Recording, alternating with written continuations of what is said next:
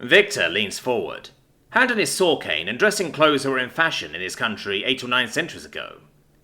He strokes a thumb and forefinger over the side of the moustache he's been growing since we left Ferriscandia, and says, "My good man, I do believe that what you've just said is an anachronism. I don't believe we Englishmen are going to gain a reputation as bad cooks for another 4 decades or so, and I don't believe it will become a ubiquitous notion until around 7 decades from now," in an accent that he describes as Victorian gentleman. Mr. Byron, dressed as a cowboy, pushes up the brim of his hat with the barrel of his revolver and answers, "I reckon you're breaking character. How are you fixing to know things that ain't gonna happen for more than half a century? Could I get a ruling from the DMs?"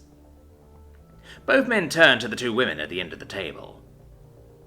Through narrowed eyes, Jenny says, "I'm going to allow Victor to break character to explain why an 1870s statester making a joke about English cuisine being disgusting is an anachronism.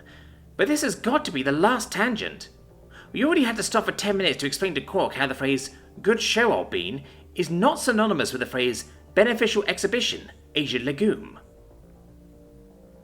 Dropping the accent he had as his character, Sir Edward Smythe Fox III, Victor says, "Okay, so the statesters showing up late to both world wars meant that the 2 times in history where there was the greatest number of statesters in Britain were times when we'd already been at war for years on end. One of the things that's difficult to appreciate for us now, those who ain't old enough to remember the war at least, is the fact that rationing makes food taste terrible. So, all the hundreds of thousands of staster soldiers whose one and only experience with our cuisine was during that time went home not realizing that the ration stuff they'd had weren't representative of what English cooking were actually like, and just thinking that our food was repulsive, bland, or repulsively bland. The ironic thing is that statesters love our cooking, just so long as they don't realize that the fried breakfasts and roast dinners they're enjoying are English food. "You're ignoring the existence of jelly deals and blood pudding," says the spy. "Pretty sure those existed before you saved your asses in the big one." Victor shakes his head. "And Scotland has haggis, and Italy has kazumatsu, and Sweden has surströmming. Every culture has foods that are disgusting in concept to 99% of people, including most of the people in that culture. Would you write off all of French cooking because of the existence of escargot or frog's legs? Have you ever actually tried any of them? If not, how do you know you don't like them?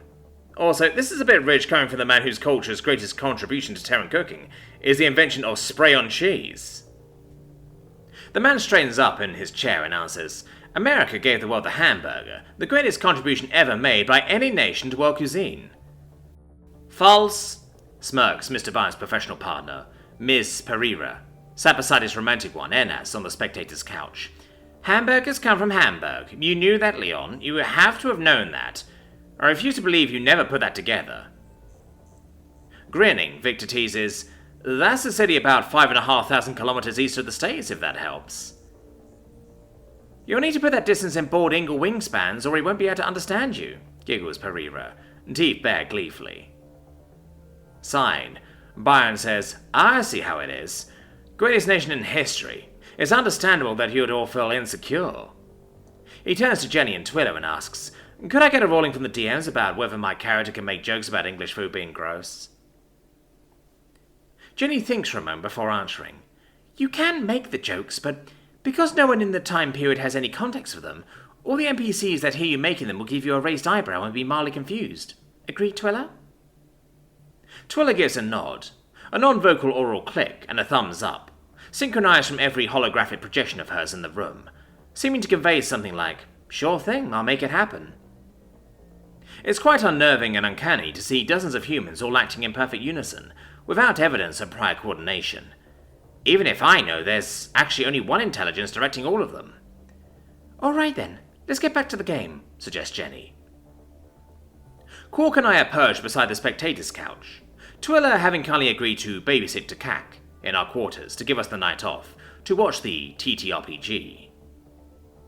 This game was apparently born from an offhanded observation made by Mr. Tupuson, one of the 2 new Terran additions to my ship's contingent of Deathwarders.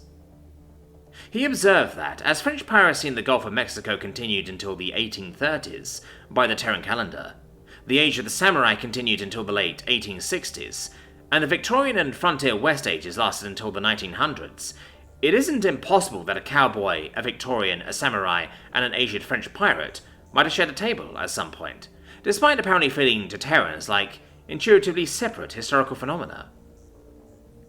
The enormous Ursine uplift is sat on the floor, having declined the opportunity to DM. It's much more soft-spoken than I would have thought, having seen him play the villain in the performance of the feast, or the warrior in the subsequent reenactment. Twiller, co-DMing with Jenny, has the walls displaying a facsimile of plausible interior decor for a saloon in 1870s San Francisco, projecting an animated display of a period exterior through the window, which would otherwise show deep space, and is populating the room with holographic projections of humans dressed in the garb of the time. Emiko is dressed in the robes of a samurai, with a katana hung at her hip, playing a character called Nobu Yasura, who fled Japan after the fall of the shogunate, and has since become a hired blade. Dr. Mink and Messiah are dressed in the apparently traditional garb of pirates, sat together at the table. Mink is dressed in fine clothes and introduced herself as Captain Marie Leclerc here, with her first mate, Yusufi Rafik, played by Messiah. The two of them described hanging up their hats and cutlasses a lifetime ago, but feeling their age creeping up on them, decided that they wish for one final raid before the fight is gone from them for good. Toon is sat beside Victor, dressed as a Victorian woman called Nancy Waters, who, according to the backstory she and Victor contrived, was a maid at the Smy Fox estate until she and Victor's characters eloped in a scandalous act of hypergamy, which necessitated the pair to flee to the New World, where they've since supported themselves with a life of crime. Then, of course, there's Mr. Byrne's character, Frank the Kid Jacobs, who, despite how it seems from his name, is not a university graduate. Apparently, epithets were used for other reasons in Terran history. He tells of being one of the last two survivors of a gang of desperados, seeking to find the other and revenge himself and the rest of his gang for the betrayal. And last but not least, Dr. Hatafli, who was brought into the Colliding Worlds homebrew after he pointed out that his forebearers were equally proximate to the story's setting to Baron's, and much closer than anyone else's. Quiver at his back and bow in his hand, he is in the guise of a Navajo, brave, mononymously known as Tahoma, who has been banished from his tribe for crimes he may or may not have committed. He now travels in search of something that might restore his honor, that he may return to his people. Though with each passing year of his exile, he only seems to fall further and further from redemption. One of Twiller's holographs approaches the table, wearing the face of a grizzled, weather-beaten human man, in a wide-brimmed hat. "Howdy," growls Twiller's male form, in a gruff, gravelly voice that matches his appearance. "Glad y'all came. If y'all be following me to somewhere a little more private, we can discuss why I asked for y'all." Twiller dispels the holographs populating the bar, seeming to indicate a move to a private room. "Ladies and gentlemen," announces Twiller's cowboy character, putting a large rolled paper from his clothing and unfurling it on the table. "I'll give you the route of the Pearson Coast stage. Now, I know you've got skills, and I get that those skills ain't gonna come cheap. So y'all can rest assured that if we pull this off, we can all retire filthy stinking At this point, the cowboy holograph stops talking, and both he and his puppet mistress have looks of so dawning concern spreading across their faces. The sound of warp ceases as we exit hyperspace. Banishing her altar with a cascade of light motes, Twiller stands and says, "I'm sorry everyone, I think we need to stop the game." Everyone makes confused noises and faces, but she looks to me and says, "Captain, I've just intercepted a distress beacon from the AI of a destroyed ship." It takes me 1.5 seconds to mentally shift into captain mode, but when I have, I say, "Are you able to establish a communication with them?" "I'm afraid that won't be possible, Captain," she says gravely. "How can you be so sure?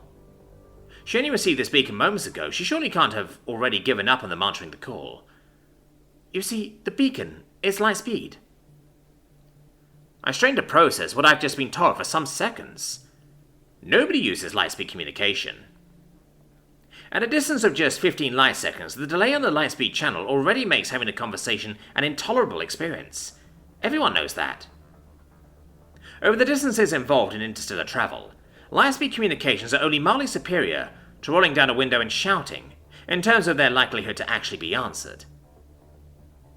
I think the last time there was a species known to use non-FTL comms for anything would have been... Realization hits me as I say, "Twiller, relay every bit of information that was contained in that beacon signal."